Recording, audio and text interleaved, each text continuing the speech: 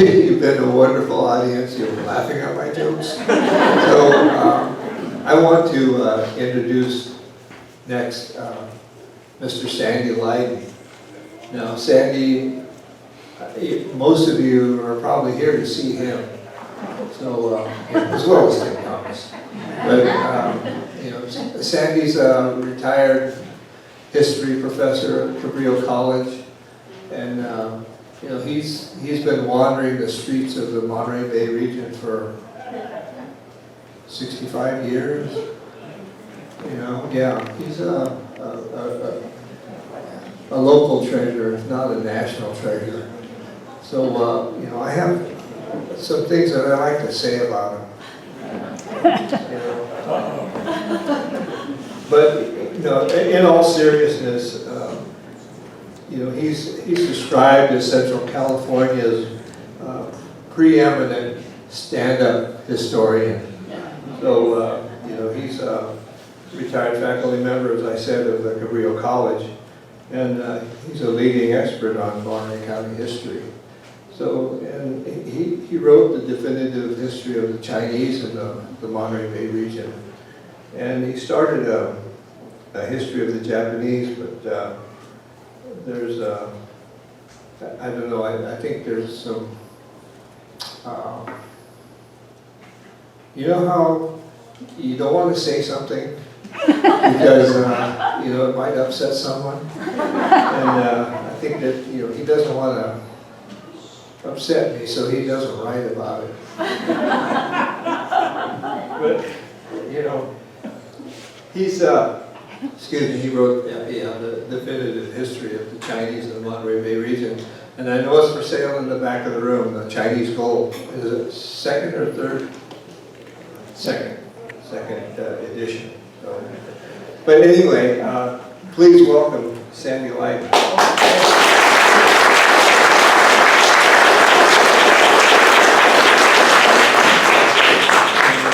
So what he didn't tell you, there's a lot of things he didn't tell you.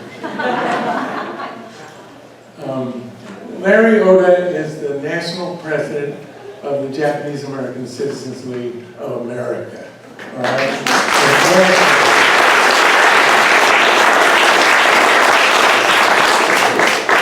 And I know he's much too nice.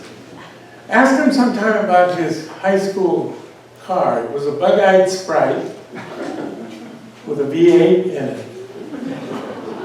That's the kind of car that a guy wants because it looks harmless. And people will look at it and go, that doesn't sound like a Sprite. Well, it wasn't a Sprite. I envy you just hearing that you had that car. Anyway, this has been a very tough time. Let me explain also. I'm wearing a hat and I'm doing it because of the light. It's not because I'm uncouth, although I did grow up in Hollister. Get that out of the way. I'm going to take it off when maybe I will, maybe I won't. But because it says I walked Monterey Bay on there, and we used to do it at night. And if it was a full moon, you could, in about 2.5 hours, get across, straight across on the water. But then later, I learned that it's easier to do it on the beach because you didn't have to worry about the moon. And I did that about maybe a dozen times. We started on Santa Cruz side. Never, ever, ever walk north on the beach. Ever. There's a wind every afternoon. Even Father Juan Crespi said, the northwest wind is Lord. He'd only been here a year when he wrote that in his journal. The wind comes down there. You want to have the wind at your back. That's it. That's all you need to know. I can go. Anyway, the problem is the knees. The sand around Fort Ord, where Fort Ord used to be, ooh, it's wicked. It's like oatmeal. Sand is very different in other places, and I did history as we'd come around. We did it in 3 days. Anyway, it got my knees. He said, cartilage? When he put up the MRI on the thing, what cartilage? There isn't any cartilage. He said, this is known as bone on bone. I said, okay. So I'm eschewing surgery, no surgery, cortisone, whatever it's going to take. So that's why I'm sitting here.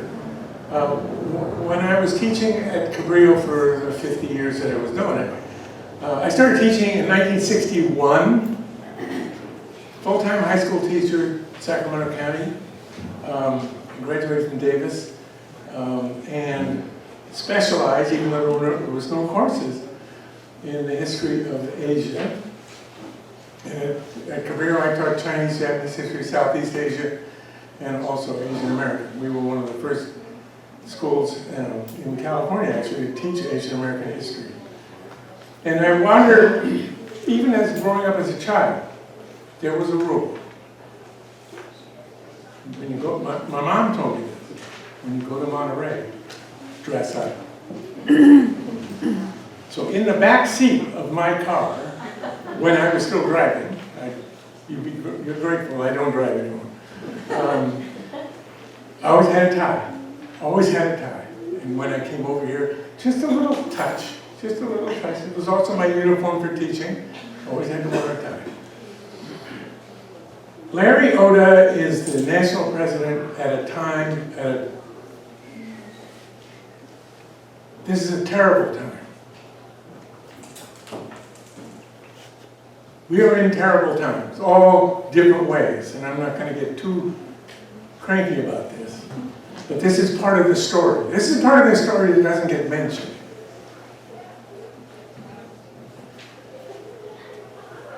The word immigrant has become a negative word. I taught immigration history for decades. And periodically, we'd go through one. There was always one. There was always a group that came in that got beat up. That's kind of the American tradition. The last guy in gets beat up, and then the next guy beats up the last guy. That's the way it works. It's called hazing.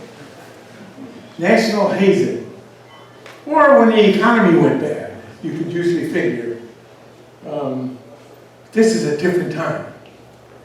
The word immigrant, the word migrant, it only means people who came from somewhere else. It has no inherent positive or negative to it.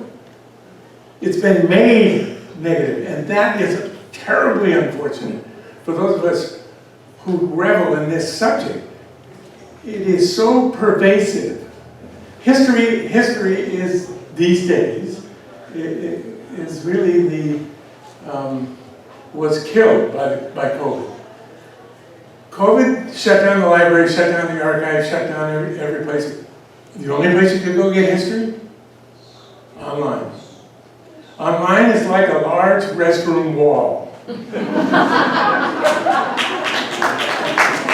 Somewhere on there may be a glimmer of truth. But most restroom walls have no truth. You can't trust it. And in my last days, I am fighting hard. And one of the problems we've been blessed with is what I call presentism, and actually you can Google it, it exists, which is judging the past with values of the present. This story, these stories, the stories you've been hearing and seeing, people are quick to judge.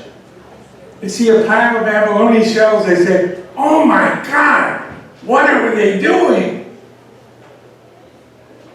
Well, in the case of the Chinese, as you'll see in a minute, they were saving them. Everything has value. So let me just give you a glimmer. Your problem is that you are directionally deprived. That is, you don't know east from west or north from south. And I would normally ask you to point at any of those, and you wouldn't be able to do it. I won't embarrass you. But when we talk about Far East is Delaware. The history of the Far East, Maryland, Florida. Florida has no history. No, they don't allow any history. Maybe they have. Okay. So when you do the history of the United States, it's go west, young man. When covered wagon gets to the coast, well, Ma, we're here. The story is not built. The history of the United States for many years had its back to the Pacific. You don't imagine the Pacific as a whole. Typical projection for a world map. I was going to bring one just to model it. I'll ask you to remember from your junior high school class as you're being tormented by a clock that actually probably ran backwards because it was going so slow.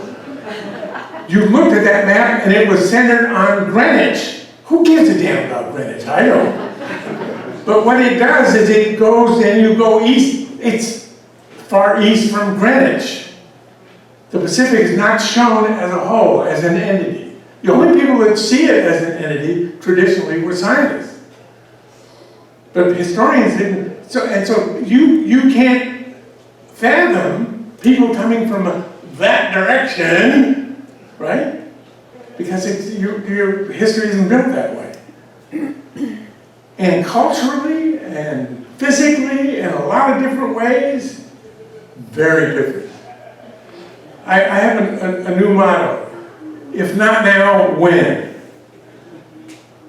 So I'm going to take every opportunity I have from here to wherever. I'm 85 years old, and I'm pissed. You know, I see every obituary. Well, he, she died peacefully. Bull.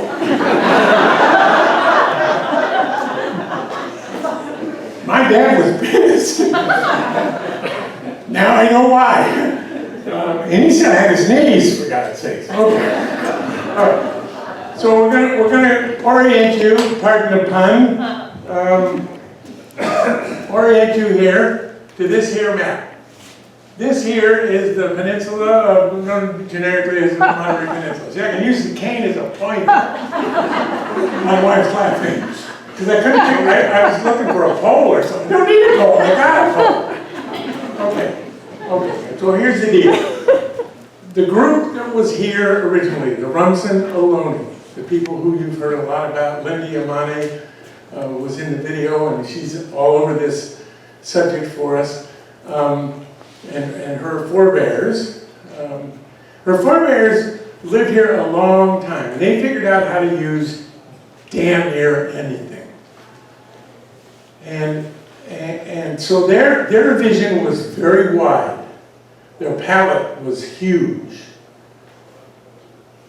The only group that gave them a run for their money were the Chinese. Now the Chinese come into this story, otters are gone. Right? Rumsen population is down low. Abalone are loose. There's stories they were migrating to Salinas across the mountains. I don't know if I believe that. Oh, you heard he went to Minnesota, for God's sake. I heard that today. I'm going to pass that on. I'll pass it on. It should be on YouTube by 10 o'clock. Okay, so they came two ways. Most of the Chinese came to California and the West Coast because of the gold. They called this Gold Mountain because of the gold rush, 1848-9, and then every living creature. Walter Colton, read Walter Colton. Walter Colton's book of the years that he was here describes what the gold rush did to Monterey. Everything loose went to the Sierra. And by the way, it's Sierra. That's plural. There is no Sierras. Thank you. Thank you. You're welcome. And it's also Point Pinos, not Pinos. They call it Pinos, they're trying to clean it up. They don't want to say Point Pinos. It's really too close to something else that they might say. San Benito County, I grew up in Hollister. The place south of there is Tres Pinos. That's what it's called. That's how it's pronounced. What? Yeah, I know. First time I said it when I went away to Davis and I was in the cafeteria, everything stopped. So, what did he say? Newscasters still trying to put a tilde on it. There's no tilde. They're trying to clean it up. Okay, all right. So they came to the gold fields and they did not do well. They didn't get there first. You gotta get there first. If you're not first, well, it's gonna be a little more work. So the Chinese, it's like coming across on just big ships with lots of people in them through San Francisco and to the gold fields. They did not get a good welcome. Part of the reason was that there's an inherent racism that's just that the Chinese just get, unfortunately. But then there was more to it. Because the Chinese are resourceful. Chinese gold, the title of the book, aforementioned book, which is somewhere here, the Chinese came for the gold mountain. Big damn book, by the way. Big heavy book. Don't read it in bed. Because you'll crush your windpipe and kill you.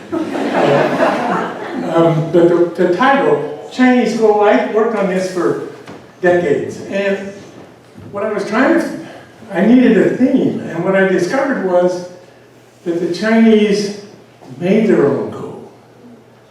They were alchemists. They converted things that people thought that were already here had no value. What, you don't eat abalone?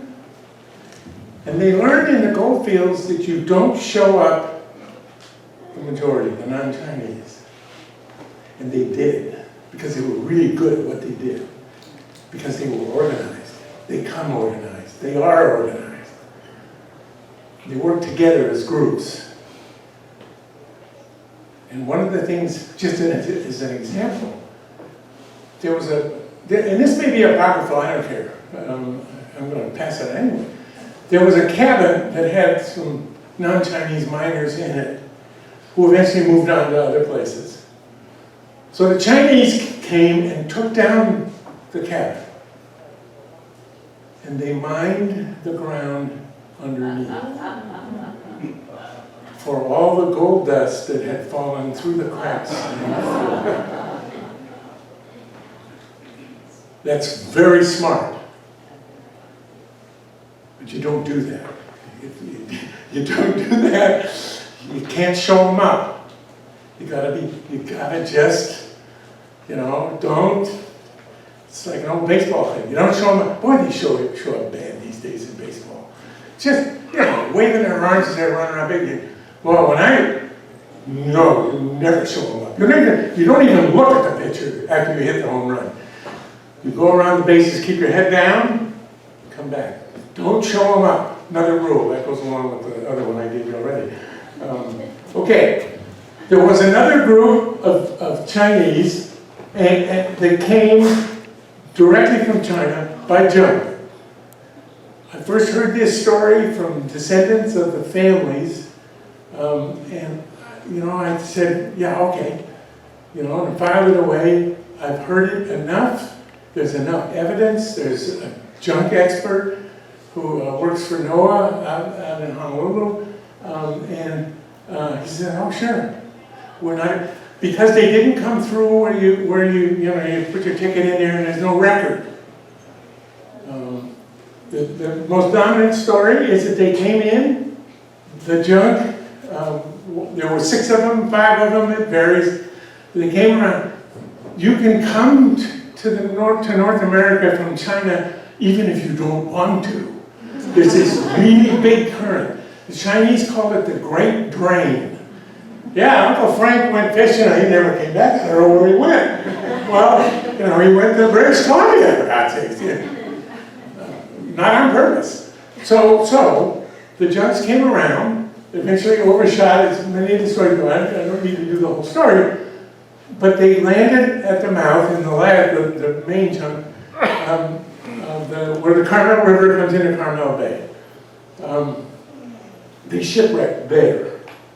They were rescued by Rumsen people who took them to their village. There's a village nearby. It was too magical, the story. It was too wondrous. It was too good, really. Unless somebody got some really, and evidence, do you know what evidence is? It's you know, a proof of something, you know, like a document or something like that. It's not an opinion. Most history these days is based on opinion, unfortunately. Most everything is based on opinion. I have no opinion. Well, I have a few, but... Okay, eventually that group ended up and had a village at Point Lobos, right there. Now this story is dependent on your understanding a little bit of land titles. I don't know how else to explain this.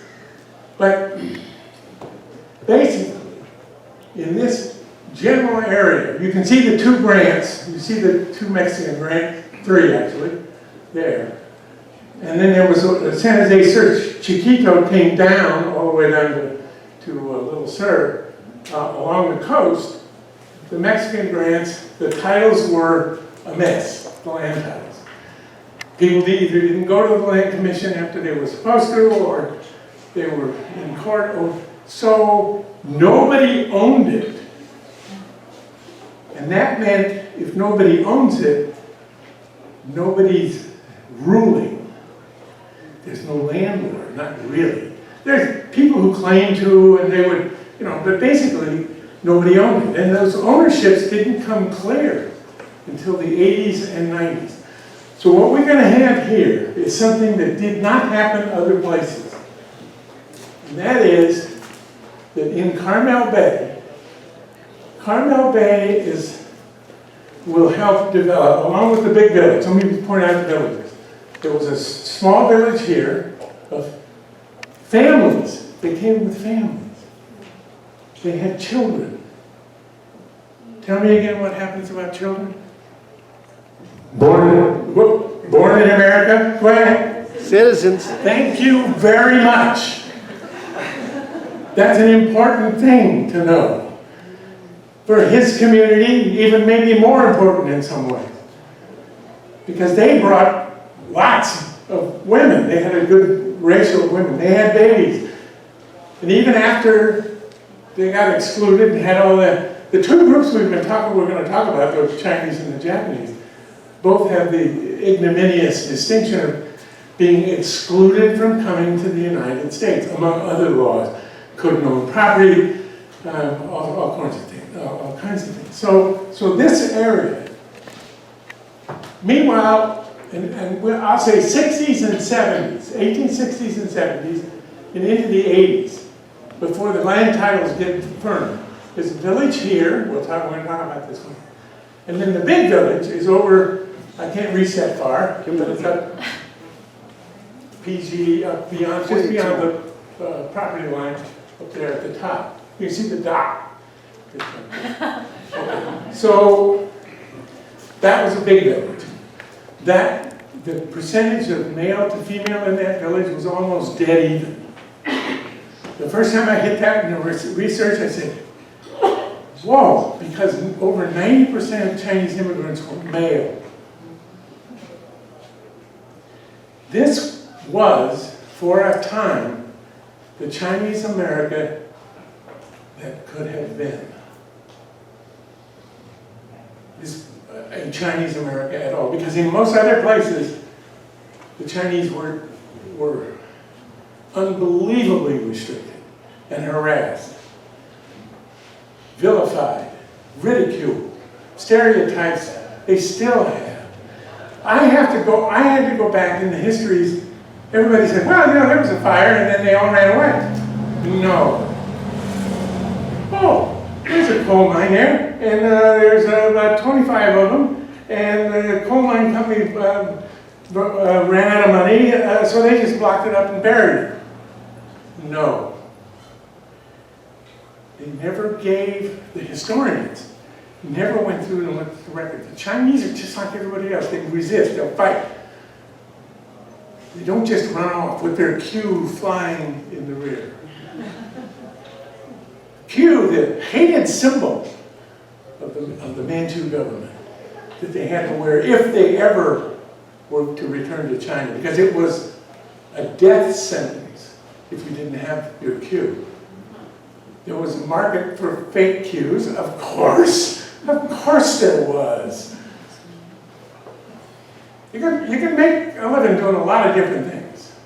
And if you see a need, if you see a resource, if you see an opportunity, there's oh, look, an abandoned gas station. You put Szechuan up there, and then a restaurant down below. Get me some chickens, as you heard, and I can make something out of this. That's it. Immigrants have hungry eyes. Immigrants see things that most locals don't. We're tired. We're busy. No, that's just Frank's old gas station. No. You see, we can do something with this. For example, one that's off this subject, and then you can imagine when they came around the corner and looked in the water and went, what? China is a lived-in country. Thousands of years, very lived in. And at the time, the 19th century, it was in terrible trouble. Immigrants are always push-pull. There's always a reason to come, whether it's opportunity, safety, whatever, a PhD in biology, doesn't matter, and there has to be a push. China is the middle kingdom. It's the center of the world. They had no reason to leave. They knew everything, and they kind of did. And most immigrants don't leave, just willy-nilly. There's this image that people have, they're going to come and then they're going to loot us and stuff. No, immigrants don't work that way. You don't leave home unless there's a reason. All right? So they came on this side, and those are the three villages. Let me show you. I'm going to introduce you to one family. Because the story is very big. The book is very big. And Ruy Li, the current publisher of Chinese Gold, I'll tell you more about that in a minute, has a stand-up back there. Keeping that in mind, all the focus on the history is over at Monterey. Monterey was the capital during the Mexican era, and Monterey was already taken care of. What's happening in Carmel Bay is a very interesting thing. And the Chinese were on the edge of it. They had that one village that I talked about with a couple of families. The Kwok family is the most important, I think, historically. And a woman named Kwok Moy grew up there. She was born in the 50s, late 50s, 1850s, American citizen. And she could walk unmolested throughout the entire area, which couldn't be said in most places, certainly in California. There's an old Chinese metaphor that when the empire is at peace, a Chinese maiden with a golden tray on her head can walk unmolested from one side of the empire to the other. They could do that here. Not shielded necessarily by any given sort of wonderful cultural understanding, but the fact that everybody there was tentative. They were all squatters. Squatters is not a good word. You know, when you do a piece of real estate in California, there's a thing called the title company. Have you ever wondered why that is? Starts during this period.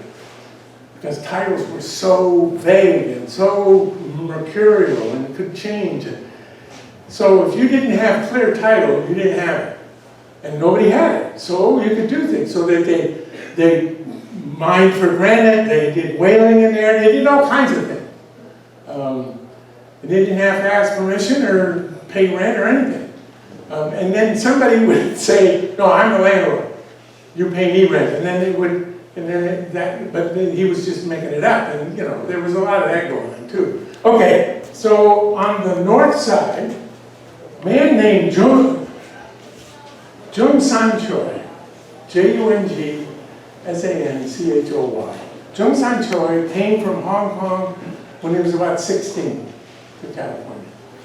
And eventually ended up living in a village that was right where the Pebble Beach and Tennis Club is now. Or, if you're a golfer, the 17th green of the Pebble Beach golf course. Right there at Stillwater. Right there. And there was a village of about 10 houses there.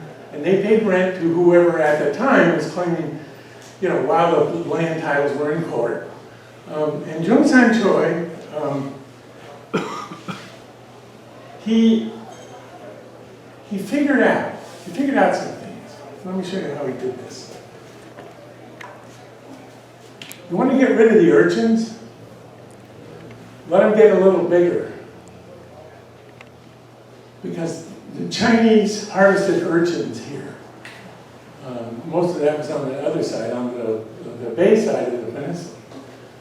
And there's a wonderful photograph in the book of the urchin shells. They're as big as basketballs. They're huge. And I interviewed an older gentleman who was a descendant from the families, and I said, Ben, what did you do with those? I'm an Irishman from Hollister. What the hell do I know? Hot dogs, that's good. So he said, well, we ate them. And unknowingly, I said, well, so what do you cook them in something? Cook them? No, cook them. Eat them. Spoon, that's all you need. And I thought, oh, Irishman isn't so smart after all. No, not at all. So this is Jung San Choi, and I'm not sure what the occasion was, but his photograph was taken formally, as you can see there. He didn't have clothes like that at his house, I don't think. There was a guy who rented clothes to people who needed to have photographs taken. Come on, it's a business. Jung San Choi eventually married, her name was Young So. She was from China, so they're both aliens, ineligible for citizenship. This is the way the thing goes. That's the full title that you get when you come to America. Alien, ineligible for citizenship. Well, what if I wanted to take the exam? No. Right there at Stillwater. I'll show you a picture of where his house was in a second. They had 13 children. She was 50 when she had number 13. There's no golf. There's not much to do. And he became, his English was not bad. Fair English, they describe it. And he became sort of the public face of that particular Chinese village. The go-between, if you will. Yeah, every Chinese village had a couple of those. The people who, when the guy showed up with the clipboard, they went out and talked to him and tried to explain, what they were doing. Because people were always curious. And you could always tell what they were doing, what Chinese were doing. The best anthropological records are the laws passed by cities and counties against stuff. Kite flying was, if they did anything different, well, it can't be good. I mean, Chinese guys flying kites can't be good. We'll make that illegal, and they did. Didn't mention that it was against the Chinese. It doesn't say Chinese kite flying. It's just that there's a law. And my Irish brothers and sisters weren't flying kites, so we kind of assume, you know. And in this case, okay, so now he's got 3 or 4. His wife is on the left, standing, and the posture. I don't know which child this is that is immediately right of Jung San-cho sitting in the chair. Of course he's sitting in a chair. Guys sit in chairs, that's the way it is. You stand, I'm sitting. Okay. So, look, he's wearing Levi's. He's an American citizen. He's even got the look. Yeah. Yeah, you want to make something of it? You know? Okay, here's one that explains everything. Pretty easy. They came for the abalone initially. They also fished. The thing about fishing, when you catch a fish, the whole fish dies. It's just the way it works. You kill a cow, the whole cow dies. It's just the thing. So if you've got a fish, and the market for most of what you're going to be selling is in San Francisco, that's too long for a dead fish. It wasn't until the railroad starts coming in the 70s that there were half a fish life between Monterey and San Francisco. And when that happened, the Italians came.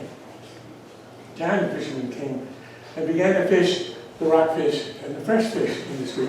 They put them in a crate, and then no ice, not cleaned, and then they would ship them late in the afternoon, and they would be in the fish market the next morning. Fish market must have had an interesting smell, I would think. It's pretty, all right. But they did work. Initially they worked the abalone. As far as we know, and I'm going to say, I've said this in China, I've said it everywhere. I have no evidence, no example the Chinese ever dove. Now, they didn't have the gear to dive here. Nobody in their right mind is going to dive at, Carmel Bay, right? I mean, that's what gave the Japanese the edge in this story was that they had the gear, they had the technology. The Chinese didn't have it. But I've not even found any evidence that they dove over in China. But we know for a fact that after 3,000 years of inhabitation, there couldn't have been any abalone on the coast of China. Couldn't have been. And so when they came here, they went, oh my God, look at this. They walked down, they were hunting and fishing abalone as early as 55, 56, 1855, 56.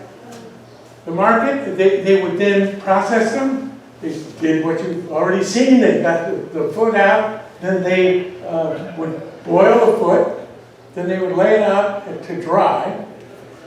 Even San Francisco is too far for a dead abalone foot.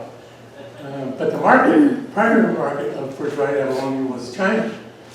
And so they would then aggregate them, gather them, and then Chinese companies would then ship them to China.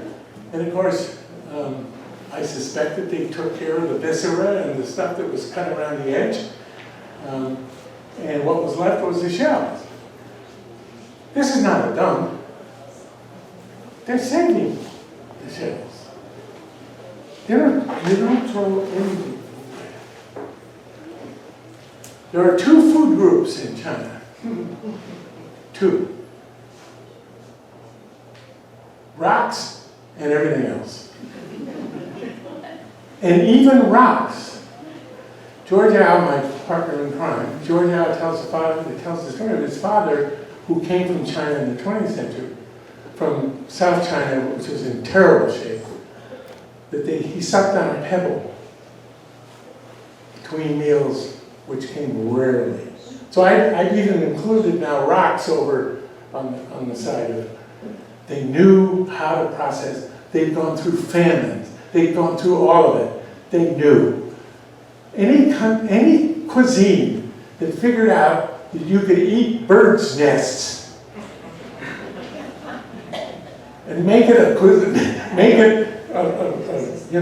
top cuisine. And that's a bird nest covered with the poop. I mean, it's not just like a little bird's nest like you're thinking, but like a, okay, so, and that's a sampan. They were amphibious. They were amphibious. They could move in this coast because the trick is you've got to be able to get your boat out of the water.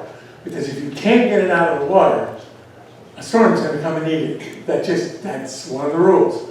And so they had flat bottom boats, which they rode sculling, as Tim was describing it, standing up. What's the first rule that you learn when you start doing a boat? Never stand up in a damn boat. Well, in one place in the world, a lot of places in Asia, they scull standing up with a long oar, and they stand up. And when they first started doing that, people laughed at them. They said, oh, look at them, they're standing up. It works just fine because the Italians who were laughing at them came with boats with keels. And they discovered they couldn't drag the boat out of the water in the winter. They had to hoist them up alongside the wharf to get them out of storm. So they're amphibious, they're resourceful, they have energy. So in 1880, the Pacific Improvement Company, already mentioned, which is the descendant of the Southern Pacific Railroad, it's the big corporation in California. Lydon, Stanford, among others, were the guiding lights, and they built the transcontinental, yada, yada, yada. They bought most of what you saw of those upper drains. And they built a hotel. There was a railroad already coming. They built a hotel, called the Hotel Del Monte, and then, in order to give the visitors, I don't like the word tourists, but I'll use it, but they gave the visitors something to do. They had topiary and gravel paths and mint juleps and, all the stuff but tourists need to have something to do, and they have to have something to buy. And Junsan Choi is sitting here, and Chinese built the 17-mile drive. It was 17 miles from the Del Monte Hotel, around the peninsula, past the mission, and back to the hotel. 70, it's not now. When I was doing TV, I put it on my odometer, and I paid my fee, and I came in and I said, it was 14.2 miles. So I told the attendant, I said, it isn't 17 miles. They're very, very good people. They're very well trained, they're very nice, they're good skills. But his eyes narrowed, and he just said, get the hell out of here. So that drive went around the peninsula and came back here. And it went through the big village over at PG, on that side, right through the middle of it. And it went right behind Junsan Choi's house. And Junsan Choi, I don't know who gave him the idea.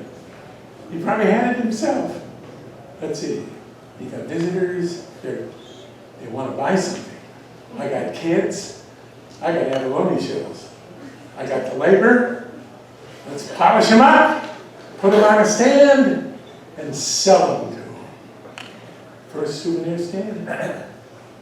First souvenir stand, he had 3 of them. Next. The PI company was so thrilled because they became part of the site. You don't come from Kansas, well, you shouldn't be in Kansas ever anyway, but if you don't come from Kansas and go to all the trouble to go to a place to look at that looks just like where you're from.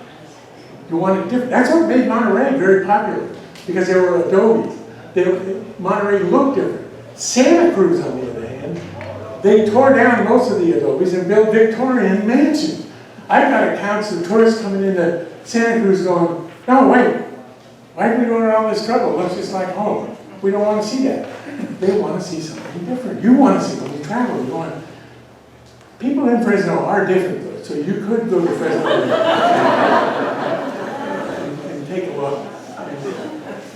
thing about this picture was taken west of the Stillwater, which is just down the way. There's a whale bone right there. Whale bones were a very common sight here, even before the whalers. Even before that. Well, why? They died. Often, as they still seem to do. So anyway, the kids, there's Mrs., there's young So, and you can see they've even done some, threading little urchin shells and stuff. They became part of the site. The PI company developed what is known in the trade as a symbiotic relationship. They were part of the landscape. They were part of the deal. They didn't charge the rent, hardly, 50 cents a month for his garden, his barn, which was next to nothing. And that's only to keep the title clear. If you didn't charge somebody rent, they would have basically become a squatter and go to court and try to get your property. So you had to have a little transaction there. They developed a very close relationship. In fact, the PI company over in the other village had the same kind of relationship. Here's the part that's really, really important. PI company, part of the Southern Pacific Railroad, which was known affectionately even then as the Octopus. Wonderful novel, by the way, by Frank Norris, The Octopus. Oh my God. And that, they were a negative thing. And even now, when corporations have a bad name, kind of sometimes, sort of, current people look back and say, oh, it's a PI company, it's a corporation, it can't be anything good coming of this. Oh, yes, it was. For Junsan Choi, it was protection from the anti-Chinese crap that was going on everywhere else. They protected them because they were part of their deal. Well, they were exploited. No, we call that collaboration. They collaborated. Junsan Choi collaborated with the PI company. We're so bad at collaboration, which most, by the way, immigrant groups are really good at, that we have to teach classes in it. And things like networking, innovation, that kind of stuff. No, immigrants come with that stuff, and it's in their little kit. There's a close-up. That's Junsan Choi. That's before. He eventually, after the earthquake, which didn't do a lot of damage here, he went back to China for one visit. Just to have a last visit. He was sick by then. Most of his kids had moved away. He had to get the Chinese exclusions in the rules. So for a Chinese to come back in, you had to prove that you'd been here before. And it was, documents weren't worth a hoot with immigration naturalization. You had to have somebody to stand up for you. So the PI company officials went to San Francisco and testified so that he could come back in. This is not an adversarial relationship. They're friends.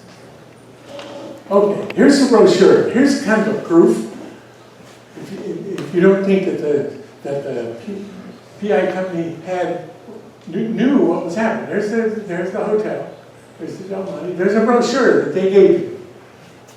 The brochure. That they gave you when you were a guest. And I'm going to have to. That picture is from the brochure. In other words, they were part of the deal. They were part of this place. So when you hear that they were driven out by the PI company, not true. And I think I made the case well with documents and everything in Chinese school. I still hear it. It's fashionable these days. It's it's fashionable to be a victim.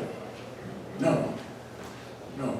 In fact, the fire that occurred in the village over here in 1906, the fire in the big village, at the end of the fire, most of the Chinese had left, and they put up, the PI company put up a fence and said, okay, well maybe we won't let them come back, but they can't come back. A group of them then occupied the buildings that hadn't burned inside and sat down and said, we're not leaving. We're not leaving until you give us a better place than happened in the fire. A year went by. And the PI company is the biggest corporation in the damn state. The sit-in brought the PI company to its knees. And the internal correspondence is very clear. He said, what are we going to do? Because what they were going to do was subdivide it for coastal. They were doing pretty well over there at Pebble Beach, and we'll make some, seaside houses and stuff. They couldn't. Public opinion shifted in that year. And they ended up with a piece of property they couldn't give away. They actually tried to. They tried to give it to the University of California for a seaside marine research center. And after a couple of years, the University of California gave it back. Said, well, no, I know it's free and all, but no. So all they had left was to move their own Stanford University, PI company, Stanford University, to that spot. The Hopkins Marine Station is a monument to Chinese resistance. Damn it. They didn't all just run away. I did live television news for a year. I can do anything. The next thing that comes on this piece of property that Jim Sancho made all those babies was the Pebble Beach Lodge. This is going to be a lodge. This is the interior of the lodge. As an homage to you, but homage to the way you really should pronounce it, the way it's pronounced in Washington, D.C., homage. If you look at the chandeliers, those look like pine limbs, actually. They're just limbs. Abalone shell. As an homage. Now, there's not any, tourist things about Chinese people or any of that. You didn't get that far. But the symbol.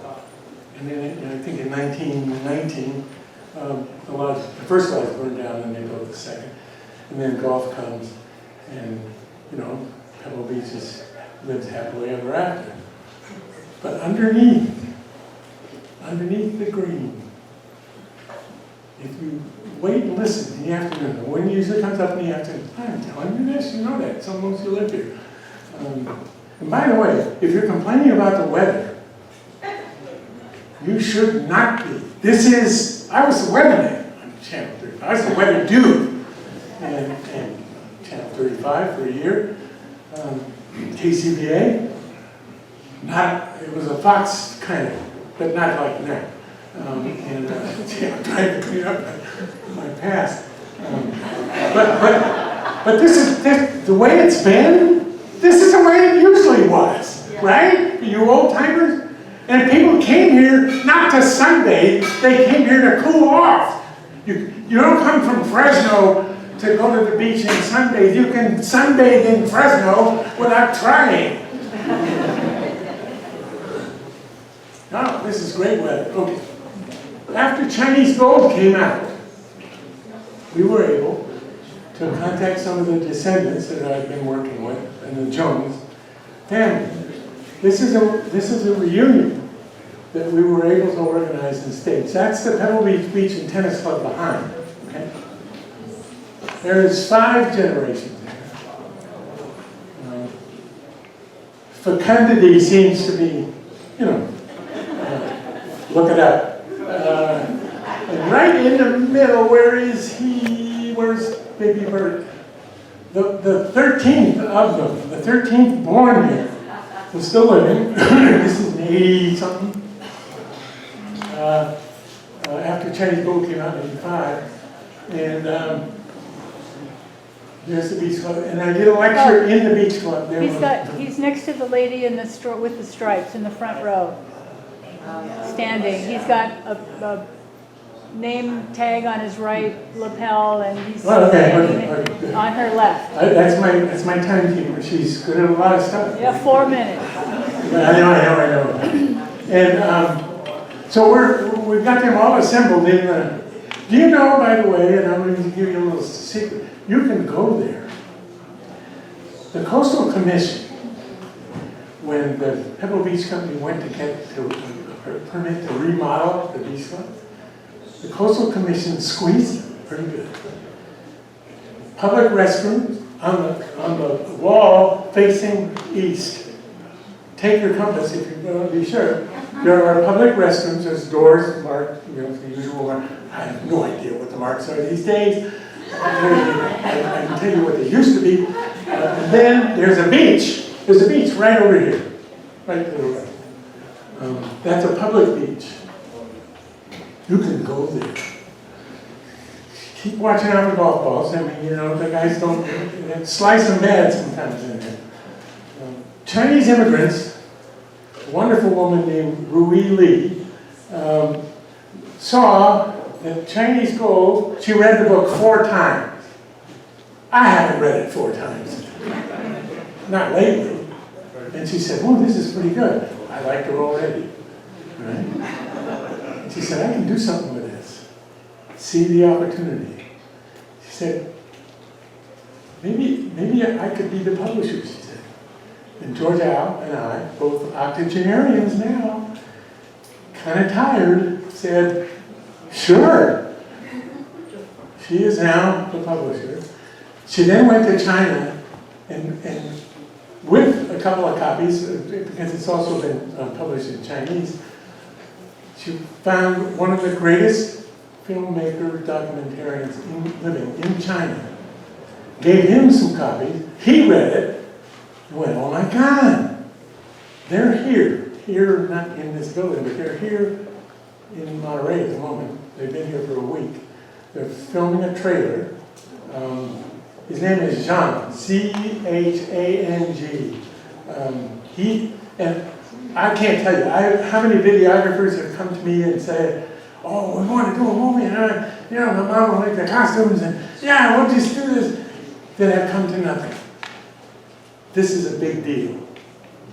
And you will be seeing a lot more of this as time goes on, because they can't not be seen. They're going to have to get some permits, they found out. But you know, you can't just do the 17-mile drive just by paying the entrance fee. I mean, but you could if you covered the camera up with a blanket, but no, we'd rather they didn't do that. So let me see what we're going out with. This was also during the reunion. These are 2 grandsons of Jun San Choi. What they're doing is they're looking at the cypress trees right there. See those? Jun San Choi planted those trees. Bert remembers there was a swing in one of them. God bless the Pebble Beach Company. They're now working, and I'm working with them, and Neil Hotelling, their historian. They're going to put up an interpretive plaque there to honor the Chinese village and Jun San Choi and all that he did. There are already a couple of plaques over on the other side. We're putting the Chinese back in the story, getting rid of the stereotype, but also trying over and over to get people to understand that all immigrants and groups are like this. They all have energy and vision. They provide incredible stuff. Chinese gold is being able to convert what you're given, not the gold mountain, but weeds, things that were, or the last picture, hold on. Okay, it's small. We, on my website, sandylydon.com, I tell the whole story of Junk Sun Choi and this. That's the 17th green. This golf shot heard around the world, boy. Huh? This is the place. This is it. They're the ghosts of the 17th. Cut.